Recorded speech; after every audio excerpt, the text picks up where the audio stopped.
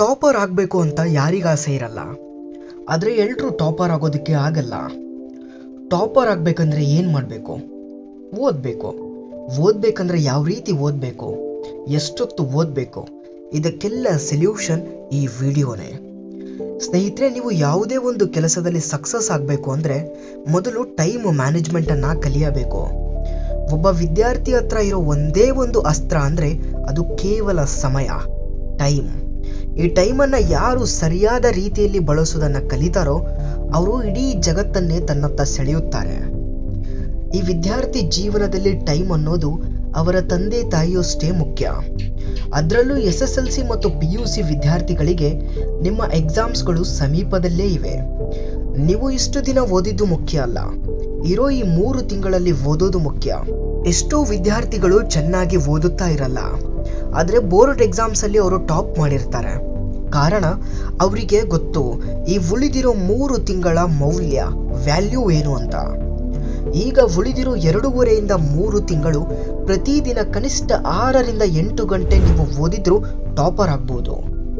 ಹಾಗಾದರೆ ಯಾವ ರೀತಿ ಓದಬೇಕು? ಪ್ರತಿ ವರ್ಷ ಪ್ರತಿಯೊಂದು ಸಬ್ಜೆಕ್ಟ್ನ ಬ್ಲೂ ಪ್ರಿಂಟನ್ನು ರಿಲೀಸ್ ಮಾಡ್ತಾರೆ.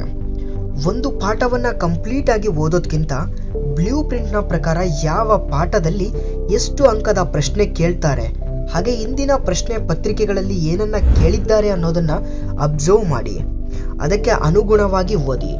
ಎಲ್ಲ ವಿಚಾರ ತಿಳಿದುಕೊಳ್ಳೋದ್ಕಿಂತ ನಿಮಗೆ ಎಷ್ಟು ವಿಷಯ ಮುಖ್ಯನೋ ಅಷ್ಟು ತಿಳಿದುಕೊಳ್ಳೋದು ಒಳ್ಳೆಯದು.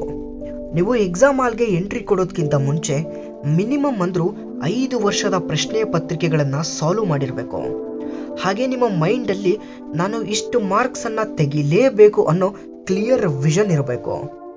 ಇನ್ನು ಎಲ್ಲರ ಎನಿಮಿ ಅಂದರೆ ಮ್ಯಾಥಮ್ಯಾಟಿಕ್ಸ್ ಬಗ್ಗೆ ಹೇಳೋದಾದರೆ ಪ್ರತಿದಿನ ಮಿನಿಮಮ್ 1 ಅವರ್ ಪ್ರಾಬ್ಲಮ್ಸ್, ಥಿಯರಮ್ಸ್ನ ಪ್ರಾಕ್ಟೀಸ್ ಮಾಡಬೇಕು. ನೀವು ಯಾವ ಸಬ್ಜೆಕ್ಟಲ್ಲಿ ವೀಕ್ ಇದ್ದೀರಾ ಅಂತ ಐಡೆಂಟಿಫೈ ಮಾಡಿ ಆ ಸಬ್ಜೆಕ್ಟನ್ನು ಸ್ಟ್ರಾಂಗ್ ಮಾಡ್ಕೊಳ್ಳಿ.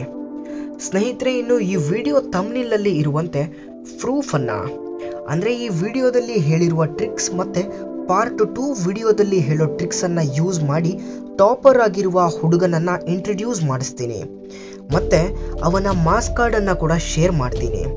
ಅದಕ್ಕಾಗಿ ನಮ್ಮ ಚಾನಲನ್ನು ಸಬ್ಸ್ಕ್ರೈಬ್ ಮಾಡ್ಕೊಳ್ಳಿ. ಹಾಗೆ ಡಿಸ್ಕ್ರಿಪ್ಷನಲ್ಲಿ ಟೆಲಿಗ್ರಾಮ್ ಲಿಂಕ್ ಇದೆ, ಅಲ್ಲೂ ಕೂಡ ಫಾಲೋ ಮಾಡಿ.